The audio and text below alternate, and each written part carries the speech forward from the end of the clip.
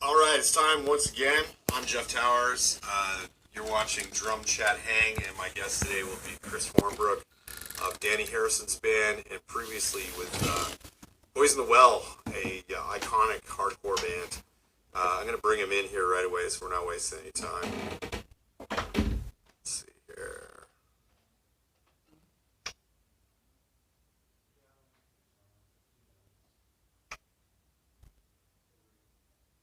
There it is. Perfect. Just going to adjust this. Yeah. So that means now this shit's it's going to. So it's like live. It's live on your end and on my end. So we're simultaneously. Yes. Living it out. We're live and direct. Like the band live. Yes. Well, maybe. Depends. That record was really good. A lot of people, think it wasn't good, but I'll admit that I thought the drum sound on that record was amazing. Throwing Copper. Oh yeah. It's like the only one that anybody really cares about. Yeah, I don't think. Is there another one? I don't think there is. I mean, that's really the only one that matters. That's when Homeboy shaved his head and had the really long Christian tail that went down to where the fuck it went down to. Yeah, that was the '90s. There was a lot of weird shit going on. I saw them in Miami at the Miami Arena when I was 15 years old. Oh wow, that's crazy. It's embarrassing to talk about now because live is totally the opposite of cool. Yeah, I think even back then it wasn't quite cool, but it definitely wasn't. But whatever.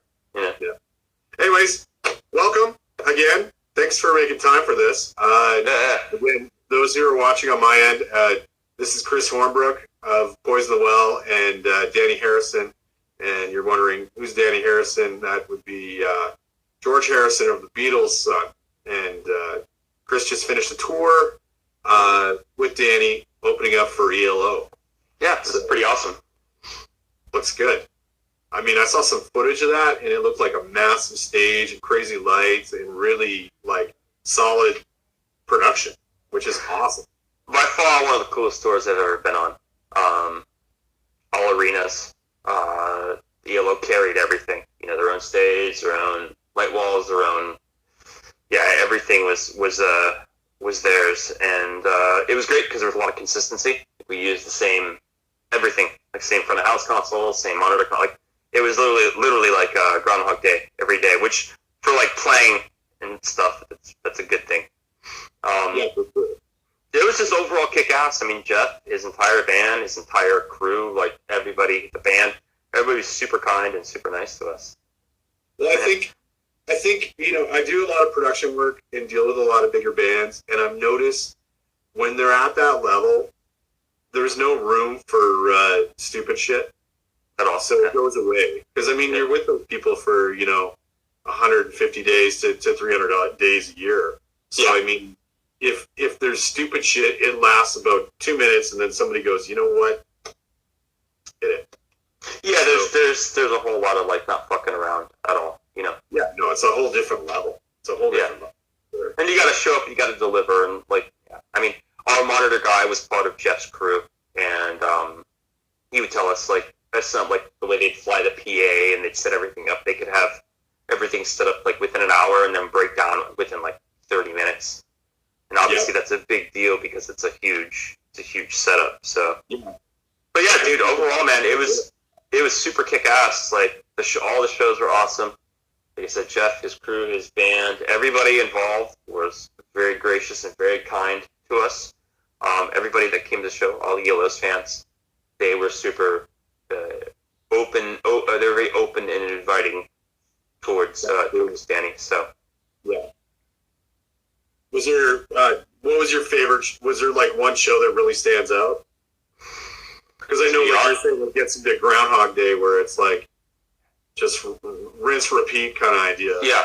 To be honest, they all kind of blur together, and that's not necessarily a bad thing because, you want to make sure that all the shows are super kick-ass. So, yeah, overall, all the shows kicked ass, to be honest. There's the normal things that happen sort of in the live setup, little hiccups here and there, but nothing that we couldn't work our way out of or, along the way sort of remedy. That's awesome. And how many piece band was it? His band or ours? us, it's Danny, the guitar player, Noah, our bass player, Boss, or Noah Harmon, guitar player, Boss Perez, bass player, and Josh Giroux, like keys, and he does like playback and stuff, and then me on drums. So it's like a 5-piece band, but you know, we have a keyboard player, which is really kick-ass, and you know, Danny has his little station that he messes around with, and you know, it's you know, 5-piece band, but it's very not very traditional. Right. Now, were you guys like using tracks as well, or just straight up? Okay. Yeah. As far as tracks, like that's always like a big question for me, because I've never been in a situation where I've used tracks fully, either as a grid form or as like complete substitution of parts. Yeah. So what were you guys doing? So on that is basically either like digital programming, like, you know, electronic drums or like little weird synthy sounds and stuff like that.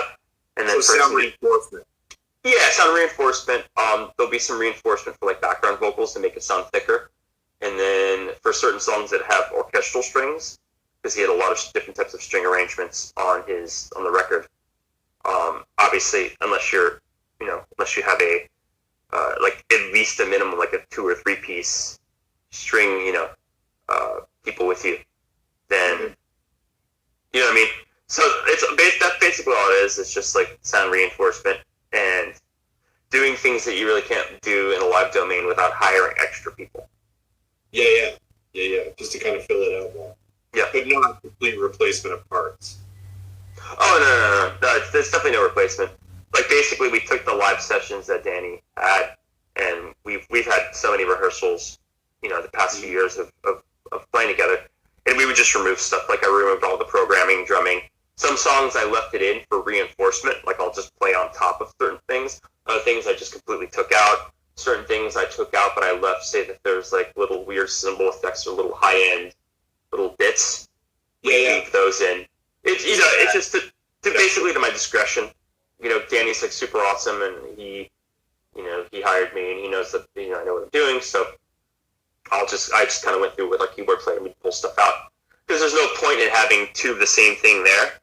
Yeah. Because then the frequencies start canceling each other out, and also too, it locks me in. So I know Danny wants me to like improvise and build upon what was there as the entire band pretty much did. So That's cool. So yeah, it's one of those situations where it just like pull stuff out. And if he wanted certain things, then we would just add it back in.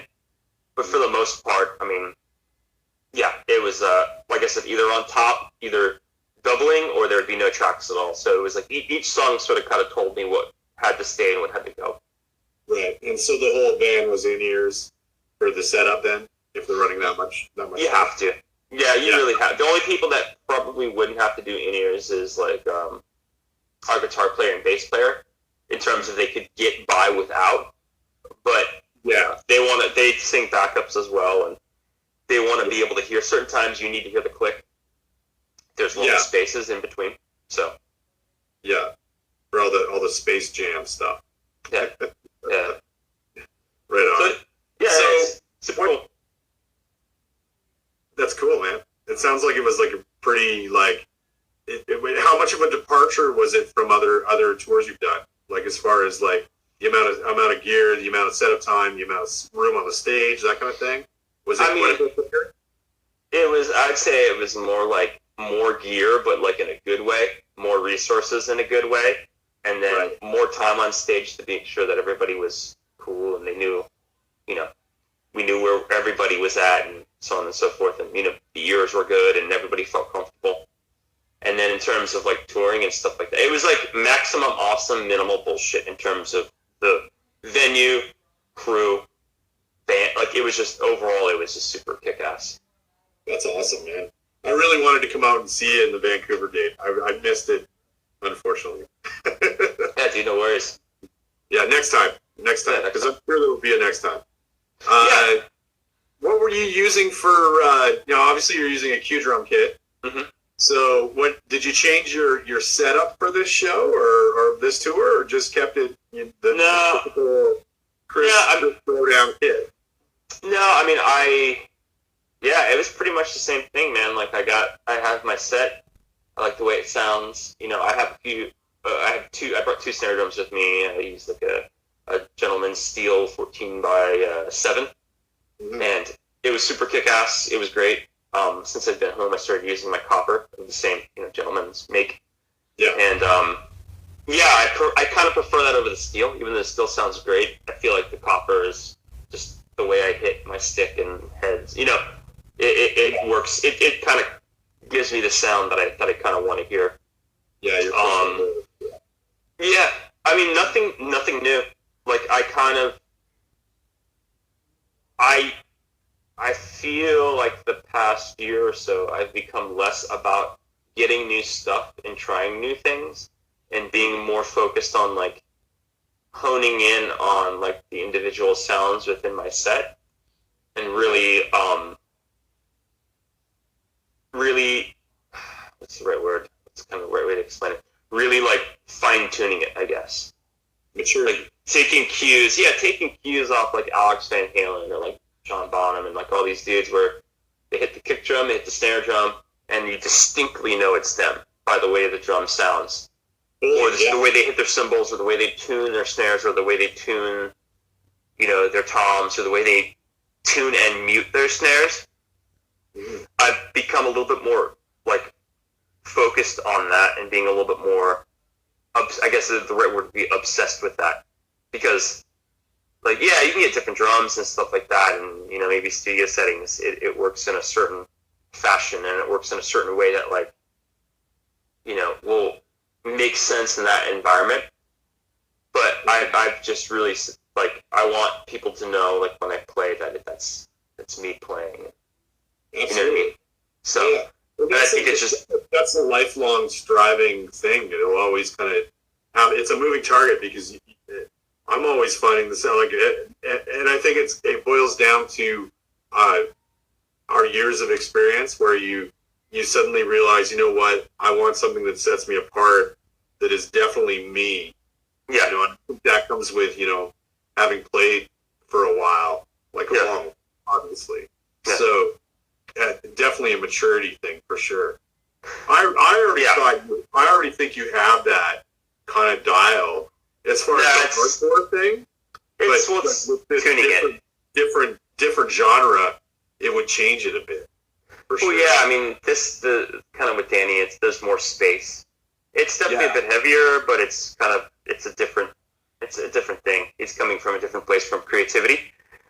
So I feel like, I've been really listening to like a lot of Van Halen recently, and because of listening to a lot of Van Halen, that's where I'm like, oh yeah, like Alex is basically like the first two things you notice is his ride and his snare drum. Yeah. So it's like, how do I really dial that in for me? And it's not so much like changing like the way I play or like changing the sticks or anything like that. I think it's just more to do with like the actual sound source and finding what the proper sound source is and what's the sound source that's going to give me what I want. Yeah, exactly. And that is like material, depth, size, the type of hoops, type of heads. I mean, I pretty much have everything dialed, but it's like at this point, it's like small tweaks. Yeah, and it's stuff that over time you really notice more than anything. Yeah, pretty much. Now here's a Van Halen question for you. David Lee Roth or Sammy Hagar? I mean, it's kind of two different bands. I mean, I'm not going to proclaim myself to be like a massive Van Halen fan. I've always liked Van Halen on a very superficial level, but it wasn't until recently like it kind of clicked a little bit more for me. Yeah. I mean, Dave's a court gesture, and Sammy's a little bit more serious. I mean, it's kind of like, for me, it's like a little bit more of like a mood thing. You see, I can't get behind anybody but David Lee Roth. I mean, he's a good contrast to like the rest of the band. Like the Van Halen brothers are so serious, and their shit's so well constructed, and it's so what it is that like having that comedy in the background almost thing. It's a nice, it's a total nice contrast to what to what's yeah. Where Sammy's a little bit more like in line with those dudes. Which, I guess they put out enough records with David Lee Roth that, like, coming back to, or going to Sammy isn't necessarily a bad thing. It's like, it's a change. Yeah, it's like, I think it's good. It's song with Sammy, but I think it boils down to nostalgia and the fact that I grew up on, like, that early part of Van Halen for me was like, holy crap. So I never really accepted Sammy Hagar as the singer for Van Halen personally, like as a fan growing up with it. Yeah. But I'm sure he's a really nice guy. But I've heard nothing but really good things about him. That he's a really good dude. So. Oh yeah, totally. And his bar is pretty neat. I've been to his bar in Cabo San Lucas. It was pretty neat. Yeah, I've never been there before. I mean, if I was there, I would definitely go and check it out. Got it. Yeah, it's one of those things. Yeah. There's nothing else to do there, really. Isn't it? It's like the southern tip of the peninsula of Baja California. It is. Yeah. Literally, like the very end, and it divides the Sea of Cortez and the Pacific Ocean. But, oh wow! So that's like at the tip, pretty much. Oh, it's the tip. Like there's like the city itself. City, that's a loose term. It's not very big. In fact, like a village. Cell phone. They didn't have phones, dial-up phones, until 1985. Oh wow! There was no phones anywhere.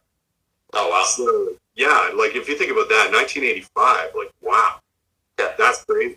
And that's right around the time that they started, I think that's when Sammy Hagar started getting into doing stuff down there. So he's one of the first guys that moved there. I think that was not traditionally from there. Mm-hmm. As far as like a foreigner coming in and setting up shop.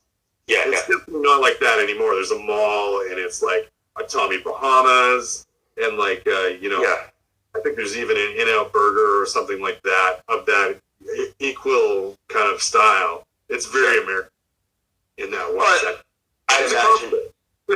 I'd imagine him opening up a bar there that's going to sort of help the local economy and help bring in other, totally, other businesses and stuff like that. So that's pretty cool.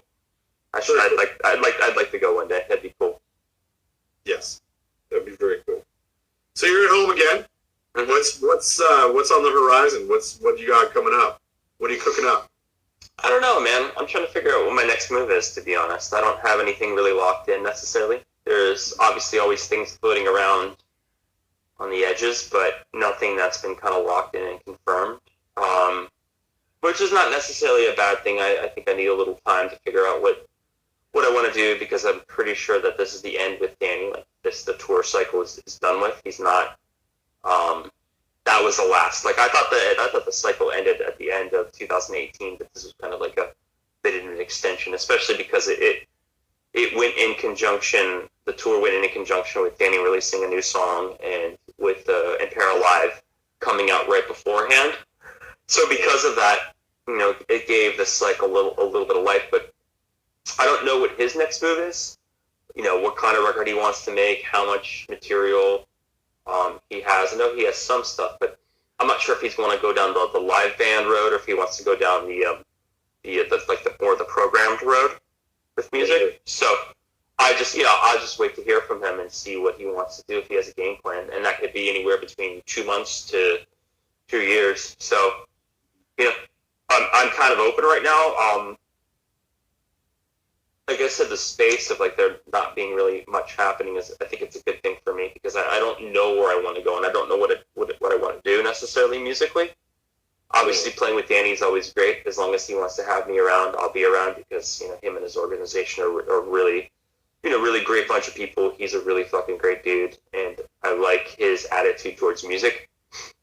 That's really it for me. It's very important to sort of be involved with somebody that is very open and wants to do new things, whether they succeed or fail. Wants to do things because they're creatively fulfilling. But aside from that, I mean, there's, like I said, a few small things. Hearing about this band that needs a live drummer, or writing some songs with some friends. But I don't know. I to be perfectly honest, it's after you come off, this tour with Jeff Lynne's ELO. It's like, well, where do you go from there? It's you're playing huge rooms with 10, 20,000 plus people. Yeah. It's a bit of like, and not to say that I don't appreciate the live rooms. I do. Small rooms. I like small rooms. I like the intimacy. I like being able to feel everything. But it's pretty easy to get used to that other form. Oh, it's totally easy. So yeah, I have no idea. I have no idea what the next move is, but like I don't think that's necessarily a bad thing for me. I think it's a good thing. I think that I need it right now. There's some things kind of going on in my personal life, and I guess also too sort of directional things. It's like I like music and I love playing music, but is it something that I want to attempt to pursue full time anymore? I kind of wrestle with that a little bit. So we'll sort of see where I land. And like I said, if something comes up, then something comes up. Like the other day, I got hit up to do like a Disney gig that I ended up didn't get it. I didn't get it, but it's like stuff like that pops up all the time. Yeah. So you're in the hot bit of it, right?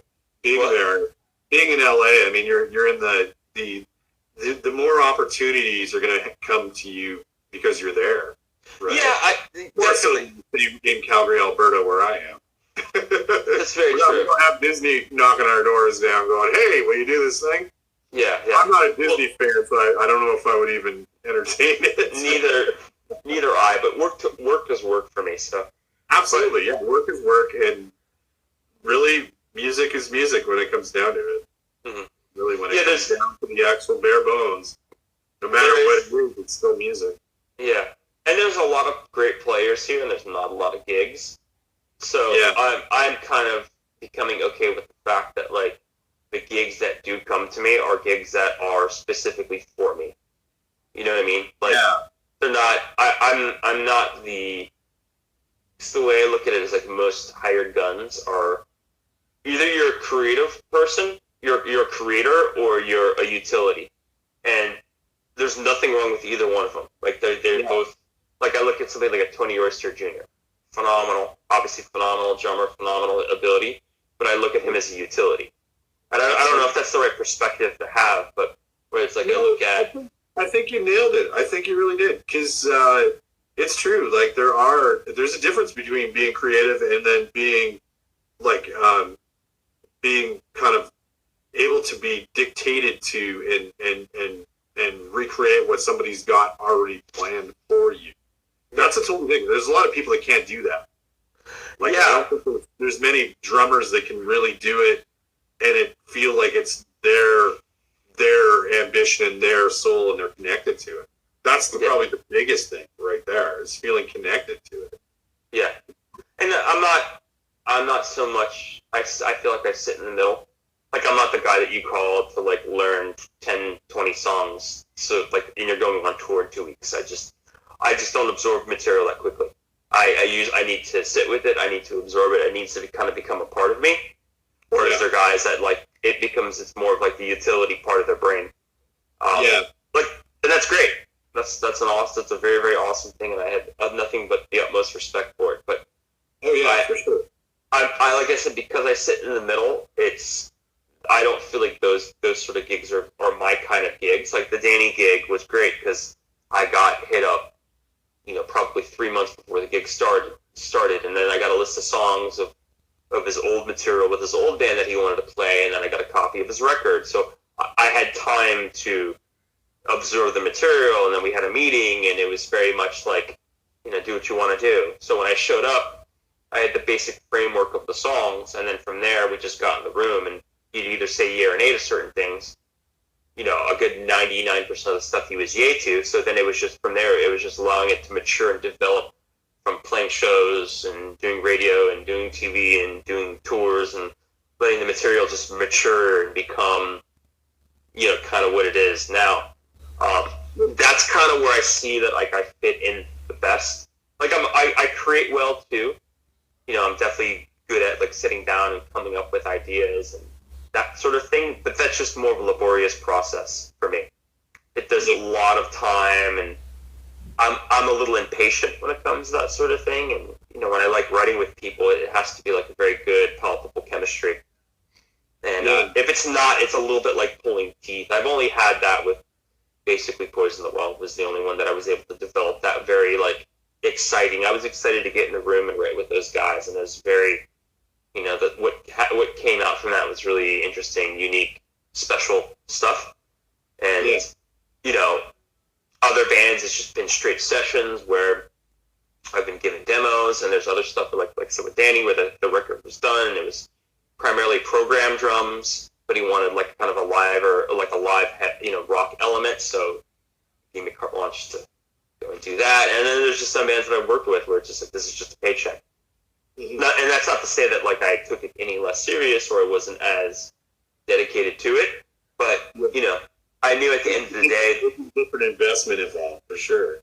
It becomes primarily like a career, money, self-serving, whereas like there's less of love involved, especially if you don't really have a say over where the creative direction is going, or you're not that into the creative direction, right? So Dhani, he has stuff where I'm like, oh, that's really cool, I like that, that's a cool creative direction, and you're writing really cool songs. So that's a little easier for me to kind of get behind with and than to do. So, but yeah, so I don't know, man. Like I just feel like the gigs that will come to me are the gigs that are niche specific for my personality, for my playing style, for my sitting in between the creator utility, whatever spectrum. Do you think you'd ever play like straight up hardcore again? Why? Yeah. It's like been there, done that. And there's obviously if a band approached me and I was really into the band and they were doing something that I really liked, then that becomes a different story. But to intentionally go out and seek out hardcore bands, it's nothing about being above it or below it or anything like that. It's more so of just like, I was in a band that, had a very long career that made a cool impact in that world, that had its own specific unique voice. I feel like if I'm going to do anything that is heavy related, it has to be either really unique, really good, or, doing really well or really big, or all of the above.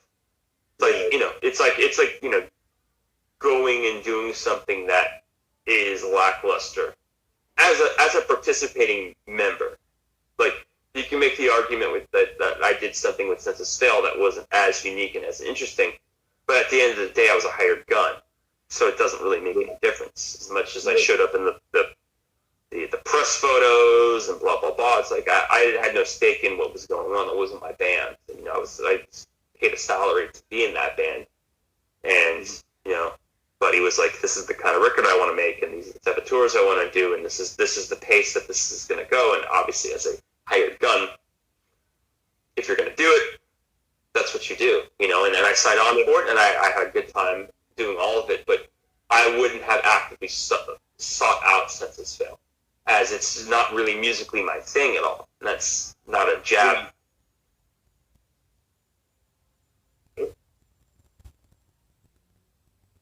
There we go. It's just not really my thing. So yeah, I mean, if a cool heavy band hit me up and they wanted to bring me on as a hired guy, and the pay was good and the touring was good and the guys were cool, then yeah, I don't see why not. But I like I said, I wouldn't do it on my own. It's just not really there anymore. Yeah, I can see that. Well, and again, too, you're like, how old were you when you started playing with them? Quite young, right? 17, 18. Oh, yeah. 30. I'm 38 now. I'm in a very different point in my life musically, and I'm in a very different point in my life in terms of how I view music and view the drums.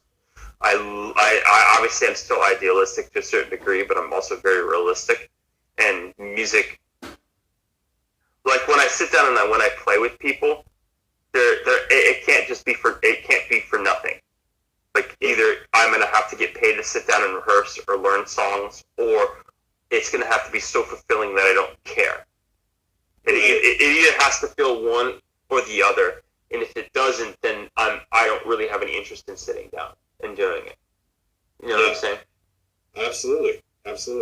It's got to feed you in some sort of way. Yeah. Like, I'm very, if I'm not really into it and I don't have a stake in what's going on, I need to be compensated for my time. Like, people don't work for free. But if I'm sitting down and I'm really into it and I have a say over the creative direction and the material really, really excites me and there's potential for something, then yeah, I'll take the leap into it. I mean, that's not to say that it's going to become my complete main focus, of course, but I'll be able to fit it in, and it's like, as long as at the end of the day that I have somewhat of an equal stake or a dominant share in that band, there's no reason why not to, right? Well, yeah, totally. And yeah, I totally understand that definitely needing to get something out if you're gonna be playing in a project. I've been in situations like that where it's like, something's just not right, and you're like, something is missing, and you can't put your finger on it sometimes until it's done, and then you're like, yeah, that's what was missing. Yeah. On to the next thing. Yeah. So that's nothing wrong with that. No, there's nothing wrong with it at all, and especially at my age. I have less patience and less time to chase leads that don't lead anywhere, I guess would be the best way to put it. I'm more, like I said, I'm more concerned with either making money or being creatively and emotionally fulfilled. It's very binary. There's very in the middle. The most ideal is to be able to do both. Is to be able to be creatively fulfilled and to be able to make good money doing it. That's obviously the dream. That's where you want to end up. On any level, whether you're making $50,000 a year, you're making $250,000 a year. Like, you show up and you're doing a lot of cool stuff and you're traveling and you're making music with people that you like or that you care deeply about, and you're making something that you believe in, and you feel good about. Yeah, so that's all. That at the end of the day, that's what it's all about. Totally. Now, do you play any other instruments, or is it just straight up drums? I can't remember. Yeah, I noodle around with guitar a little bit, and I play the bass. But to be perfectly honest, drumming. If I didn't play drums, I wouldn't be playing music. Maybe I'd dabble around with piano a little bit, but the drums are my voice. They're I don't have any. I don't want to be the focus of attention, so I don't want to be a guitar player. I don't want to be the singer. I do like the bass. Maybe I'd be a bass player. I don't know. But drums is a little bit more in line with my personality. So, but I do like to create. Like I do like using a guitar to like fiddle around and come up with some cool chord arrangements, and either record it or transfer it onto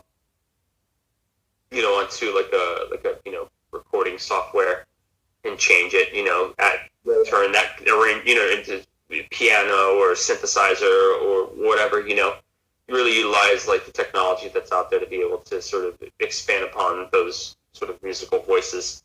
I like I said, I'm a drummer, but I'm more interested in like crafting the songs and less involved in the technical element when it comes to other instruments. But when it comes to drums, I want to know the technical element and I want to know the song crafty element, So, but when it comes to like I said, like bass or any other medium, I'm 100% on board with like, I want to write good songs. That's why I started listening to music. That's why I'm into music. It's like, I want to hear good songs. They don't have to be pop songs. They just have to be good songs that speak to me. Yeah. Yeah. On a personal level, yeah. Totally. Now, have you ever? I'm running into this every once in a while where you get frustrated because you're always like, as a drummer and the focus being drums, we're always waiting for other people to write their parts to bring to us or whatever. Yeah. Now, are you writing your own stuff and then bringing it to whoever you're playing with at that point, or is it just purely? Depends. I mean, during most of the years of Save My Writings with Poison the Well, It was mostly other people bringing material to me and me writing around that. Right. If Poison the Well were to make a record now, I could bring a lot of cool ideas that I've come up with that like are drum centric, and like the drum act, the groove acts as like a riff within itself. That could really bring another dimension to Poison the Well. If that's something that we would be doing, or any other situation. I mean, I when I'm sitting around and fiddling around, I come up with like, I compartmentalize a lot. So it's not, there's the drummers that can like know they can play everything note for note with the way they learn stuff, and then other guys that jam through stuff. I'm more of the note for note guy. So I'll come up with little 2, 4, 8 bar, 16 bar like ideas, and if I think that it's cool, there's potential for it to turn into something, then I'll jot it down, or I'll keep a memory of it. And then if I'm in another situation where I'm writing with somebody, then I could just have that in my back pocket. Yeah. Okay, it's your weapon. Totally. Yeah, a written idea, for sure. Yeah. What else? We can talk about lots of different things. Yeah, man. Wherever you want to take the conversation, I'm down. Yeah, man.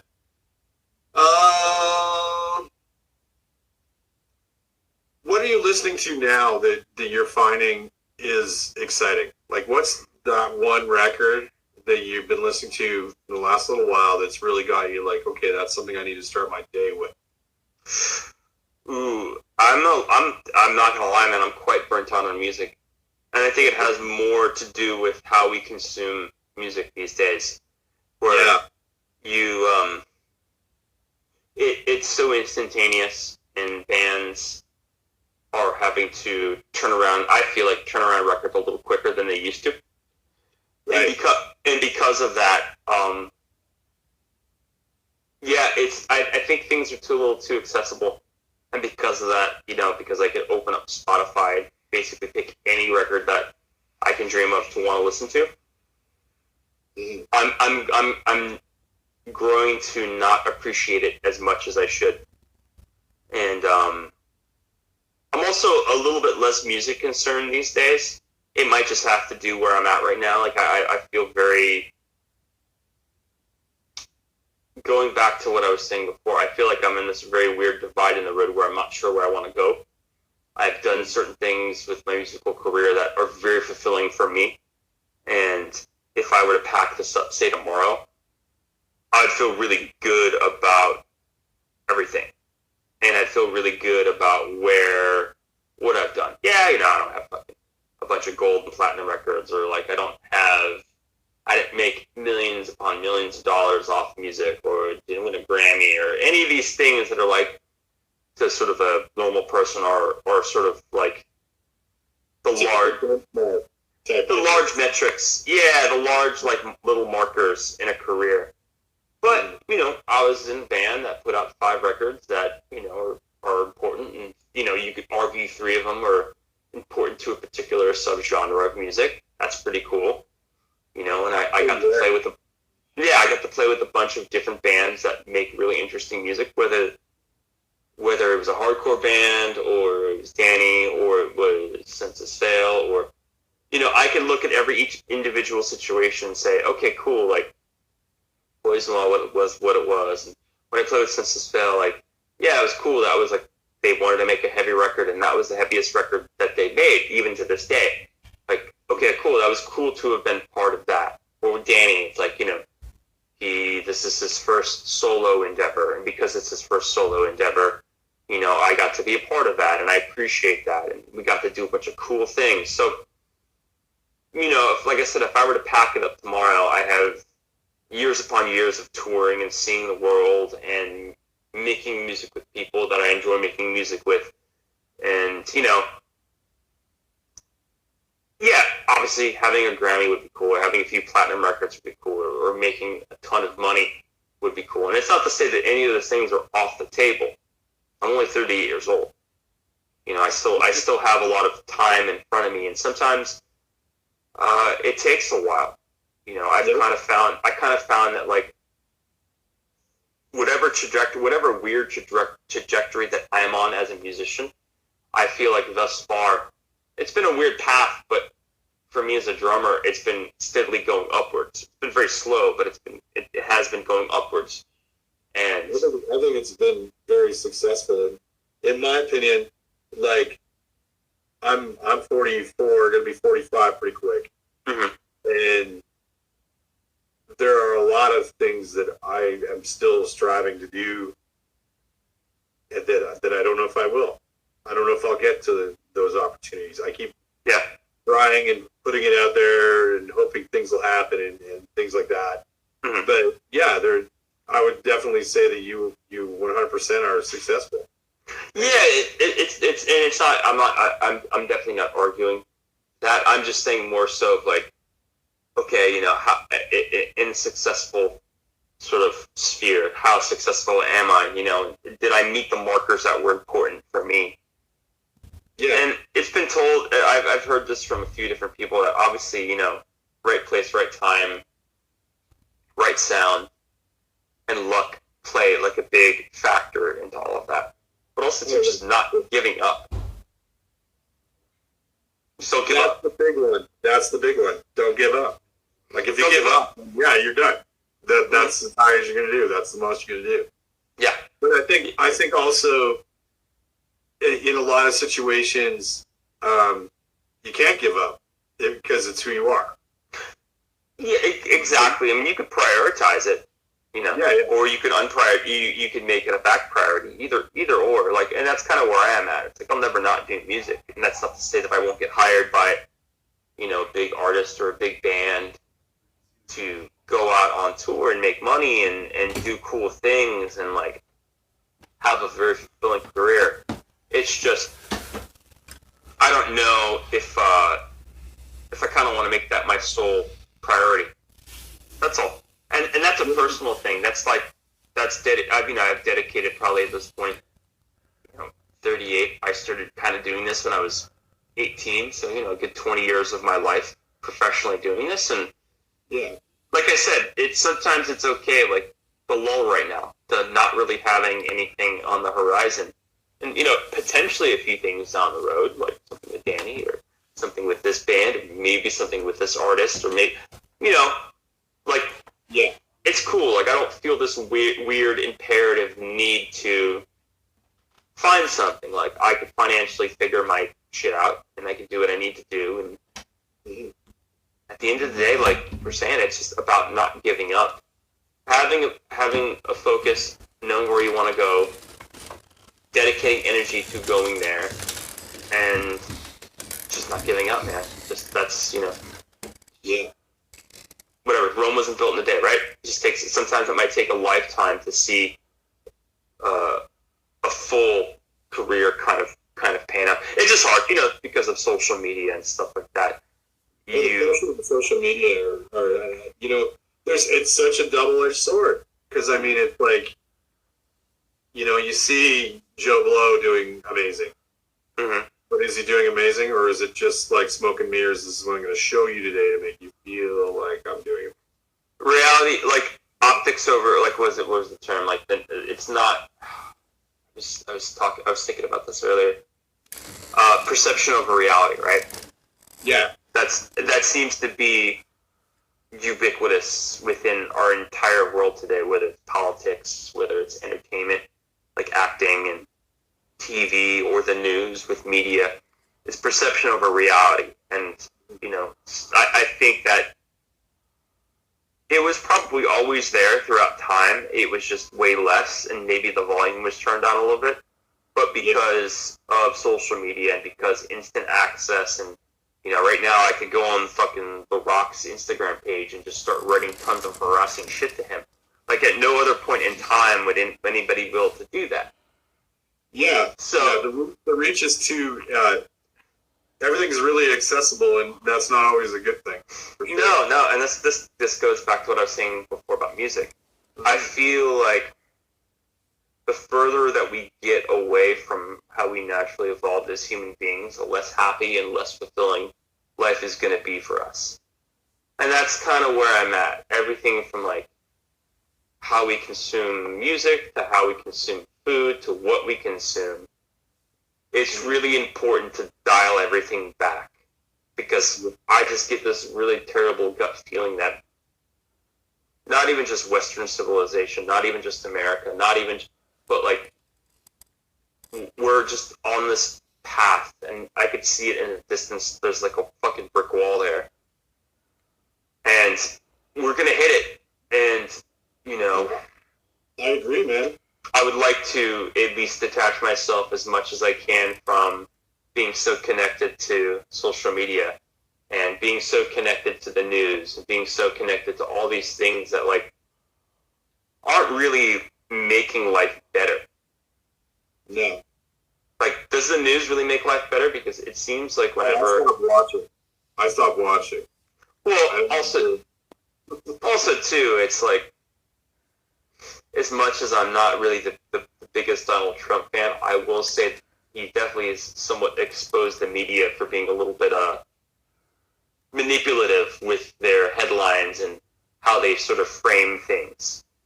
Yeah, it wasn't as plainly brought up before. Yeah.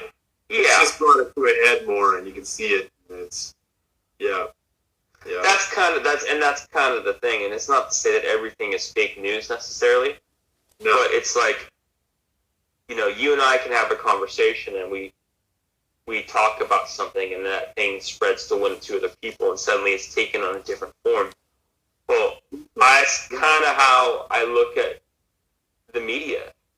And like I said, it's not to say that when they report on certain things, that those events didn't necessarily happen. Like, I think they totally do. Like, if there's like an attack somewhere, or if there's like something, I'm sure that event happened, but like the details surrounding it, I question what.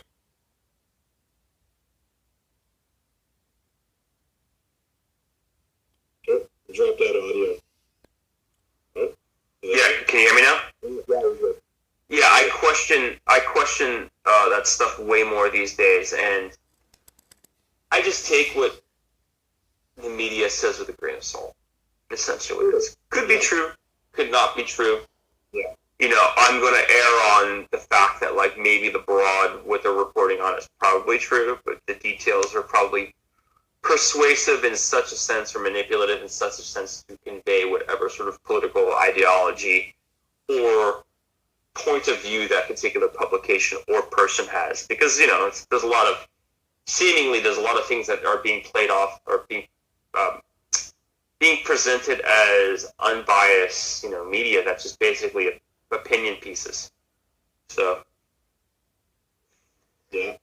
Anyways, yeah, that's a dark turn.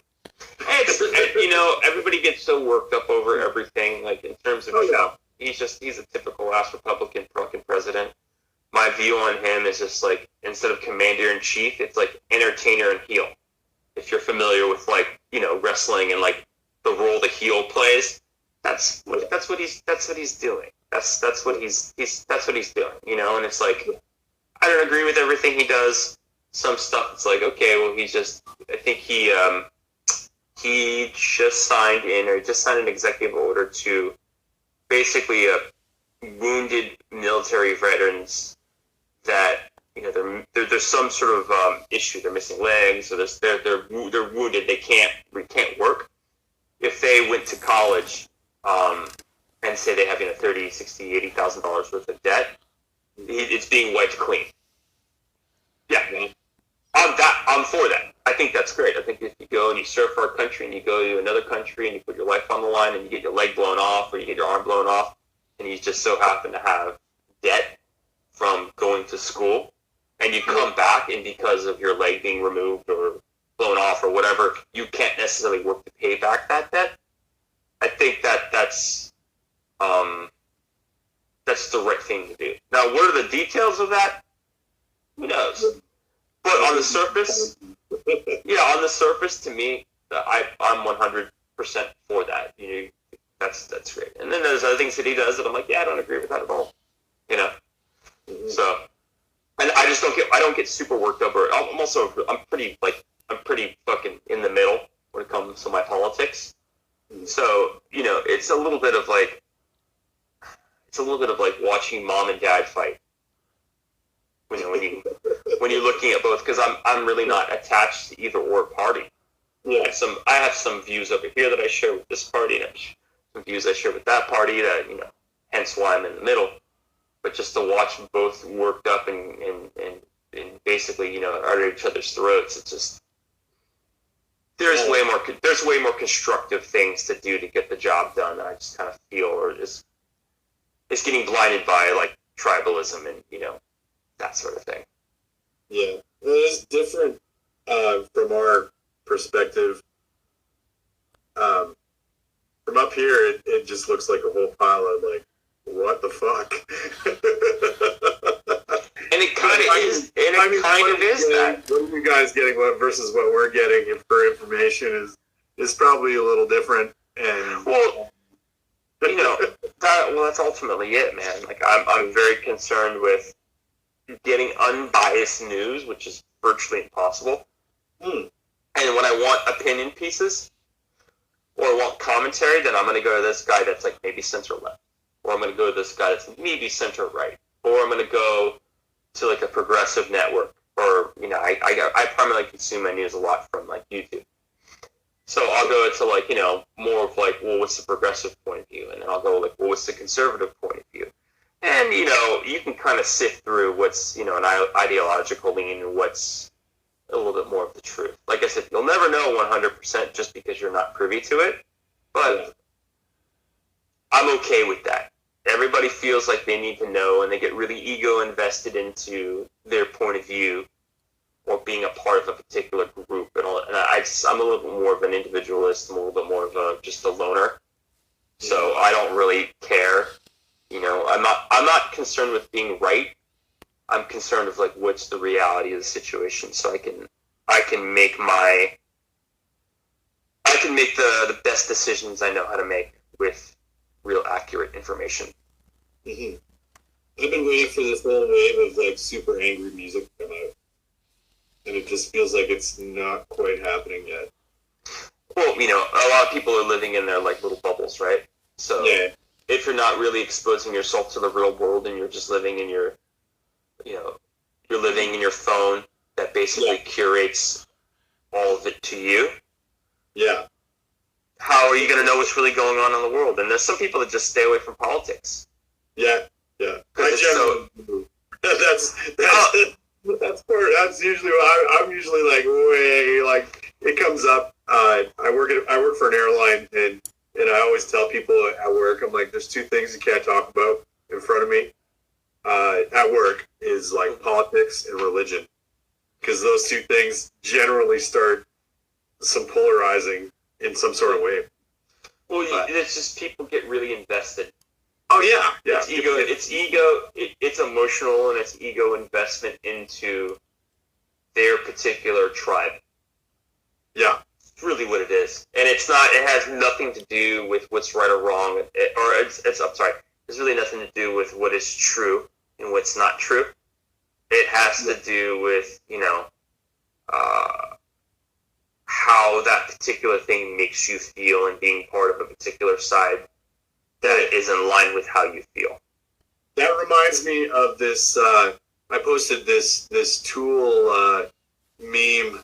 It was basically saying that Tool is like Rush for juggalos, and man, I can't believe how many people got mad. I got like people were like, I get these messages, they're just like, oh my god, what the hell's wrong with you? You can't do that. I'm like, what are you talking about? Dude, I thought it was funny.